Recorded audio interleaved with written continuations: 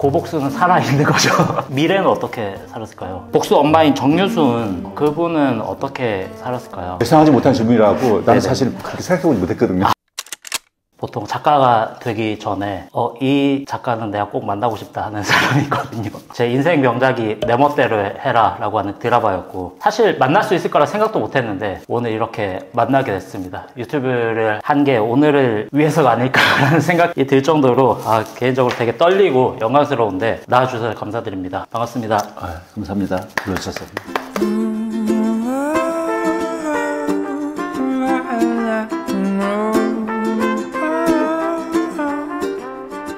우등이즘 이동훈 작가님께서 저한테 너무나 가분한 말씀을 해주셔갖고 너무너무 감사드리고, 내 멋대로 해라가 방송된 지 22년이 지났는데도 지금도 기억해 주시고 그 드라마 말씀해 주신 분을 만나면은 감격스럽고 어떻게 내가 이런 행운을 누리게 됐는지 늘 놀라울 따름입니다. 요즘은 제가 책을 한 권 썼어요. 여기 스틸이라는 책인데요. 마음을 훔치는 드라마 쓰기라는 부제를 단 드라마 작법서인데, 이 책에도 내 멋대로에 대한 얘기가 좀 나오고요. 30-40년에 걸친 저의 드라마 삶을 마음을 다해 쓴 책이라서 저의 연출 경험과 많은 감정과 인생이 다 녹아 있어서 지금은 너무 책이 아름답게 나와서 너무 감사하고 그래서 빨리 좀 떠나야겠다. 그래서 지금 여행을 지금 준비 중에 있습니다. 그러니까요. 저 마음 같아서 아까 어디 가시는지 들었는데 따라가고 싶거든요. 학교 보고 때려치고 따라가서 이거 유튜브 각도 나오고 배울 것도 많을 것 같고 따라가고 싶은데 너무 오랫동안 가신다고 하셔서 그렇죠. 순례길을 가신다면서요. 거기 가서 새로운 작품 기획도 하실 것 같으세요? 많은 것을 비워내고 싶고요. 여러 가지들을 많이 비워내면은 새로운 작품에 대한 것들이 채워질 것 같아요. 채우기 위해서 비우러 갑니다. 제가 예전에 제주도로 비우러 갔듯이 거기에 비할 바는 아니지만 어쨌든 비우러 가시는 거군요.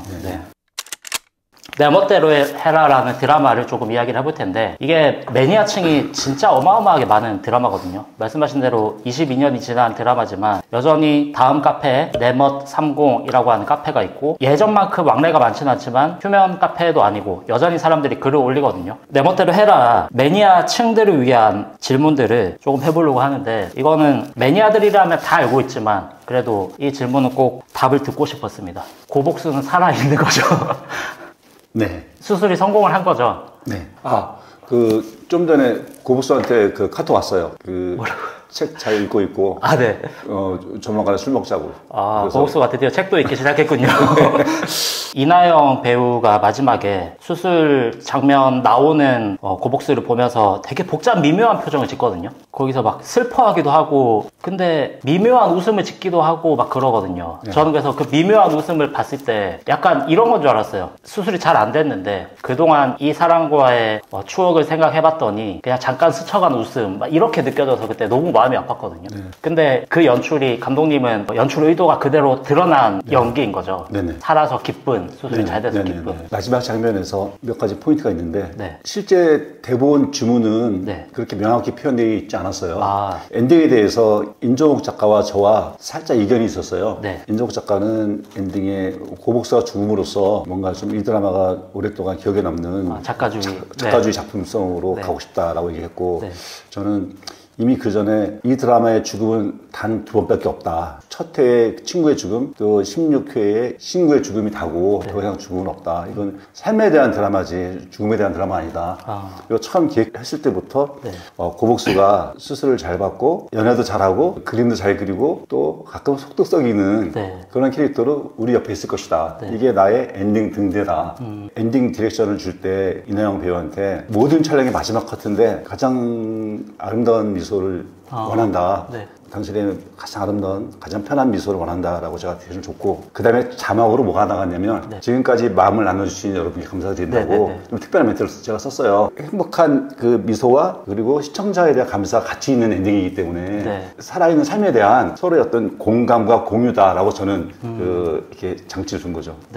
그런 게 좋았습니다. 나왔던 모든 캐릭터가 가끔 악역으로 등장을 하지만 알고 보면 다 착한 캐릭터들이라서 뭐 형사도 그렇고 잠깐 등장했던 낙원상가에서 악기 파는 아저씨부터 비롯해서 다 착한 사람들이라서 그 힐링 드라마로서 사람들한테 아직까지 남아있는 게 아닐까라는 생각을 하고요. 예전에 제가 2006년에 만화를 처음 시작할 때 이 작품을 보고 아, 작품이 이렇게도 갈 수 있구나라는 생각이 들어서 되게 흠뻑 빠져가지고 광흥창역도 가고 그 홍대 경인의 연습실 거기도 최근에 갔어요. 그거는 최근에 홍대 갈 일이 생겨서. 네, 지금 옷가게로 변해 있더라고요. 네, 그래서 맞습니다. 혹시 감독님도 가보신 적 있으세요?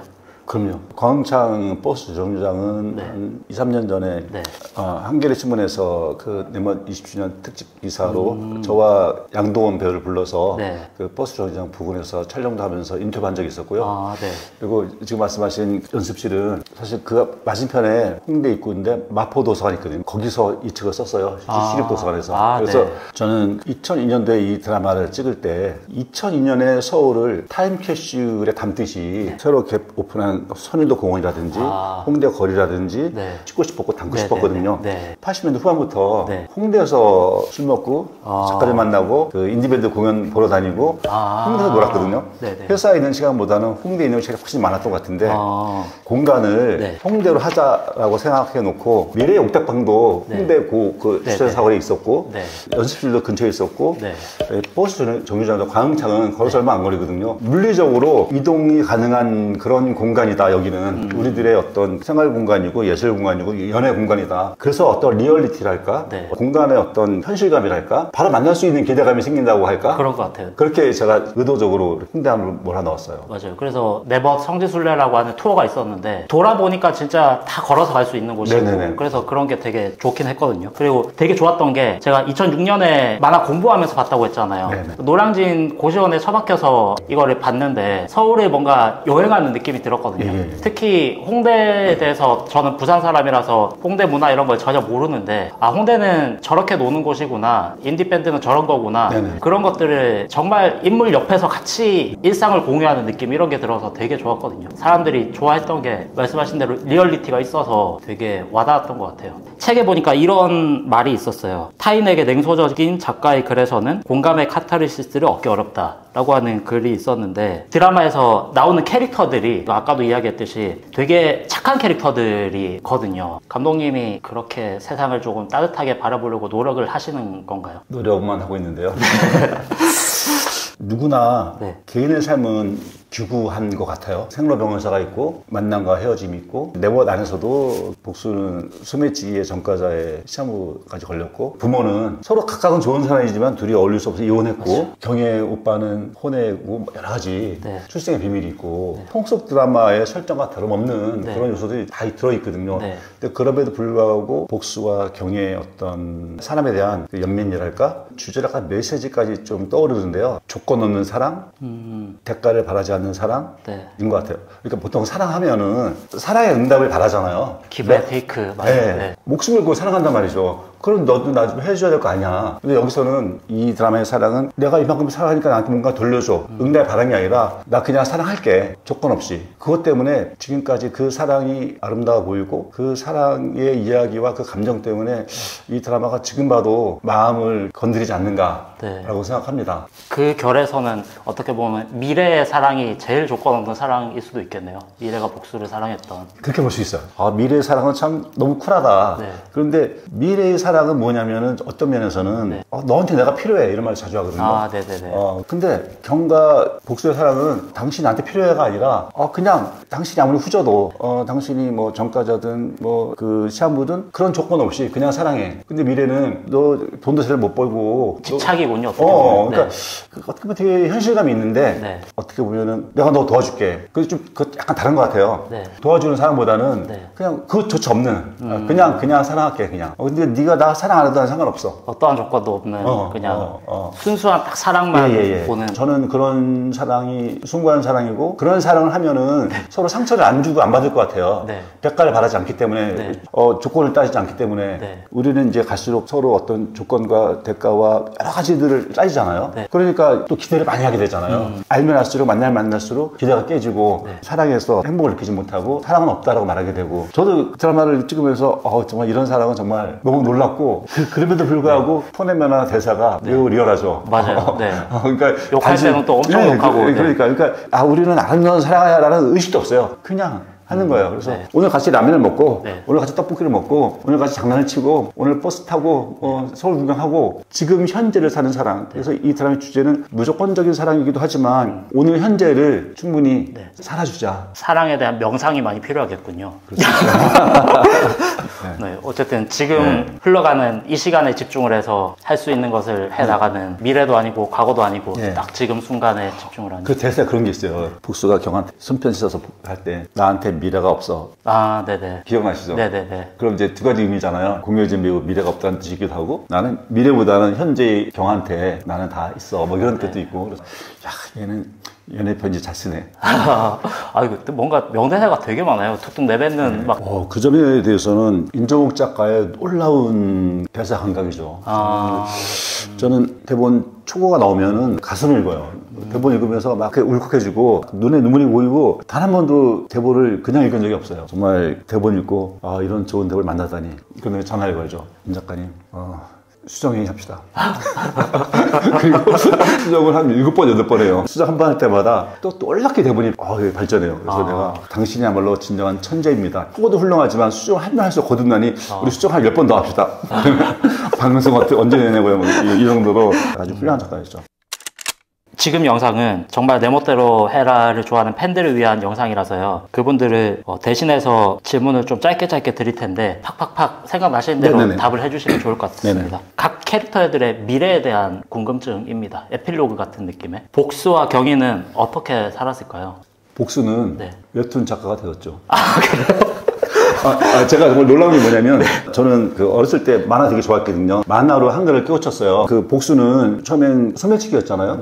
그 다음에는 우연한 기회로 스타트맨이 됐어요. 근데 건강이 안 좋아지니까 그 다음에는 만화를 그렸어요. 근데 아빠의 재능을 물려받았군요. 그림을 그리는. 그렇죠. 맞아요. 그 당시에는 웹툰이라는 것이 이렇게 일상화되지 않은 상태였지만 지금은 복수는 만화를 그리고 있었겠죠. 그리고 경희는 인디밴드에서 계속 보컬을 하고 싶었지만은 노래가 삑살이 나서 보컬을 하지 못하고 계속 키보디스트로 보컬을 하고 싶어 해요? 보통 인디밴드의 꿈은 보컬도 있고 그리고 그런 비주얼에 노래까지 잘 부르면 티켓이 더 팔리지 않겠냐라는 얘기 많이 들었는데 아무리 연습해도 이게 잘 안 되니까 그 후에도 그냥 키보드를 계속 치면서도 보다 더 좀 아방가르드적으로 보다 더 전위적으로 예술 활동을 하게 되지 않았을까. 왜냐면 복수 보면서 삶이란 무엇인가 내가 하고 싶은 내 멋대로 하는 예술적 삶을 좀 한 단계 더 가보겠다. 내가 그동안 복수한테 배운 게 있다면은 복수 스턴트라든지 만나서 다 예술인데 내가 원래 먼저 예술을 시작했는데 좀 더 실험적인 예술을 하지 않았을까라고 생각해요. 복수는 스턴트맨을 했었기 때문에 액션 만화 같은 대중적인 걸 하지 않았을까요? 그런 것도 가미될 수 있지만 기본적인 면의 성향은 복수는 아마 휴먼 드라마를 그렸을 것 같아요. 복수의 본질적으로 그 인간을 보는 시선과 눈빛이 굉장히 따뜻하고 눈물이 있는 캐릭터라서 그런 쪽으로 그리지 않았을까. 되게 팬들이 만족할 만한 답인 것 같아요. 그렇게 살고 있으면 너무 좋을 것 같네요. 미래는 어떻게 살았을까요? 미래는 치어리더로서 굉장히 큰 인기를 끌고 회사원이라든지 그냥 평범하게 사는 어떤 남자와 결혼해서 되게 야무진 살림꾼이죠. 그러다가 복수한테 밥은 잘 먹냐? 몸은 괜찮아? 어디 아픈 데는 없고? 라고 한번 문자 던져주는 여전히 쿨하고 멋진 사람으로 남아있을 것 같아요. 정경희 오빠 전강과 그 와이프인 미선이 이혼을 하잖아요. 정강과 미선은 이혼 후 어떻게 살았을까요? 미래와 약간 썸도 있었잖아요, 정강. 정강이 우울하고 외로운 나머지 합리화시킬 수 없지만은 좀 그렇게 좀 했죠. 근데 미래 입장에 그건 썸은 아니었고 저 이상한 아저씨 저 왜 저래 나한테? 늘 또 이런 리액션이었죠. 두 사람은 오늘의 현대인들처럼 이혼도 하고 세패에 부딪히기도 하면서 어디에 좀 묻혀있지 않을까. 그냥 보여지던 그대로 그 라인 따라서 살아가는. 이를테면 평균과 통계에 잡히는 그런 삶을 살고 있지 않을까. 그러면 그 결과 비슷한 사람인 전낙관 씨랑 강인호, 경희 부모들은 어떻게 살았을까요? 참 그 후에 그 배우가 돌아가셔서 참 굉장히 좀 마음이 좀 많이 아팠고요. 아마 세월이 많이 흘렀기 때문에 두 분 중에 한 분은 돌아가셨을 수도 있고 또 한 분은 절에 다닌다든지 명상을 한다든지 마음 공부를 한다든지 하면서 인생의 여러 가지 이 심파들을 가다듬으면서 조금 외롭게 지낼 것 같아요. 그래서 조금 한 발 나아갔군요. 정강과 그들과는 다르게. 그렇죠. 그러면은 그 경희가 계속해서 아방가르드한 뭔가를 할 수도 있다고 하셨는데 만약에 살아있는 부모 중에 한쪽이 아버지였다면은 여전히 사이는 안 좋을 수도 있겠군요. 어느 시점에서는 가치관도 변하고 사회도 변했기 때문에 더 이상 자식의 일에 간섭하거나 일하라서 할 수 없는 상황이 되지 않았을까. 그 자체를 받아들이고 뭐 체념하든 뭐 수용하든 그렇게 되지 않았을까 생각해요. 예상하지 못한 질문이라고 나는 사실 그렇게 생각해보지 못했거든요. 네네. 그래서 이거 미리 안 드렸어요. 너무 생각하고 오실 것 같아가지고. 네, 저는 여기 어떤 질문도 사전에 받아본 적이 없습니다. 네네. 제가 팬이라서 이게 너무 궁금했거든요. 제일 마음 아프던 엔딩이었는데 복수 엄마인 정유순 그분은 어떻게 살았을까요? 남편과의 이혼이 큰 트라우마가 됐었잖아요. 그 다음에 자기 남편이 그렇게 죽었고 전 남편이 죽은 이유가 아들이 그런 암에 걸려서 그 고통 속에서 스스로 먼저 떠난 상황이었기 때문에 어떻게 보면은 그 신구라는 사람을 자기가 또 괴롭히지 않았나라는 그런 생각을 하게 될 수 있어요. 그 후로는 복수 앞에서 울면서 후회하고 미안하다고 계속 그러잖아요. 미안하다고 한 다음에는 미안하다고 했기 때문에 이 사람이 좀 약간 풀어진 게 있어요. 그 다음부터는 좀 더 따뜻하게 복수를 만나고 그리고 굉장히 경희한테 고마워하는 거죠. 자기 지금까지 저렇게 빛나는 모습 또 저렇게 편안한 모습을 본 적이 없기 때문에 너무너무 고마운 거죠. 그 경희한테 나중에는 경희와 끌어안으면서 울면서 너무너무 고맙다라고 말할 것 같아요. 되게 행복해졌군요. 네, 그럼요. 그 마지막이 새 남편이라고 해야 되나? 그 사람과 살면서 되게 잡혀 살고 괴롭힘 당하는 상황에서 남친. 네네네. 저렇게 살지 말라고 엄마 아들인 동생에게 막 이야기하고 떠나서 되게 마음이 아팠는데 좀 따뜻하게 딱 마무리가 됐군요. 말 나온 김에 윤여정 씨 캐스팅 뷰 하나를 소개해 드리자면 윤여정 배우는 그때도 좀 까다롭고 스케줄도 쉽지 않았는데 제가 만나서 그랬어요. 저희 드라마에 출연해달라고 했더니 무슨 역이냐고. 그래서 제가 그랬죠. 굉장히 섹시한 역이라고. 남자들이 그냥 줄 서 있다고 그랬더니 아 그래? 뭐 아줌마라든지 할머니 아니고 뭐 섹시한 여자야? 그럼 해보지 뭐. 뭐 너무너무 그래요. 그래서 캐스팅 됐다는 표현이었습니다. 그거 가만히 계셨어요? 너무 좋아하던데요? 사실 남자가 끊이지 않잖아요?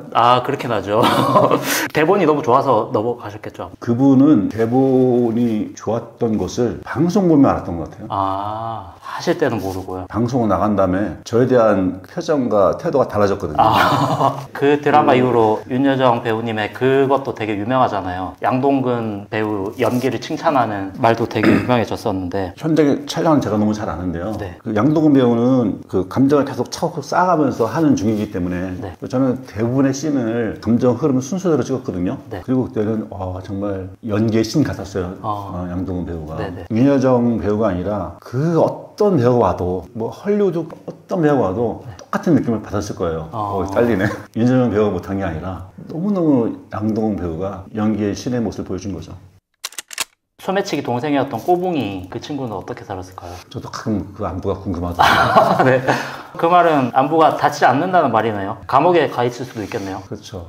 그래도 꼬북이었기 때문에 복수가 면회 가서 다시 한번 설득을 하고 깨끗이 손을 씻고 자기만의 또 새로운 삶을 살았을 거라고 생각해요. 적어도 복수라면은 연민이 있는 친구고 복수는 정말 성우한테나 자기한테 가혹하게 했던 부모한테나 얼마나 따뜻하고 그래요. 그래서 그게 하지 않았을까.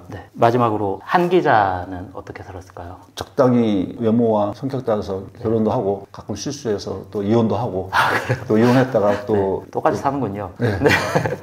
그렇죠. 똑같이 거의 뭐. 근데 그 말씀해 주셨던 것 중에 복수 엄마가 행복해졌던 거랑 경희랑 복수가 행복한 그 길이 되게 팬들이 되게 듣고 싶었던 결의 엔딩인 것 같아요. 저는 그렇게 생각합니다. 감사드리고 사실 이거를 들음으로써 팬으로서 제가 드릴 수 있는 건 다 뽑아냈고요.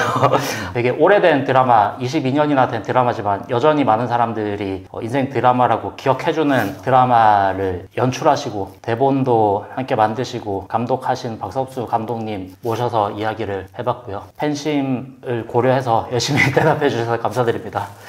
드라마 장르를 쓸 때 이게 아무래도 로그라인 힘이 떨어질 수밖에 없잖아요. 그럴 때는 기획의 힘을 어떻게 강하게 만들려고 하시나요?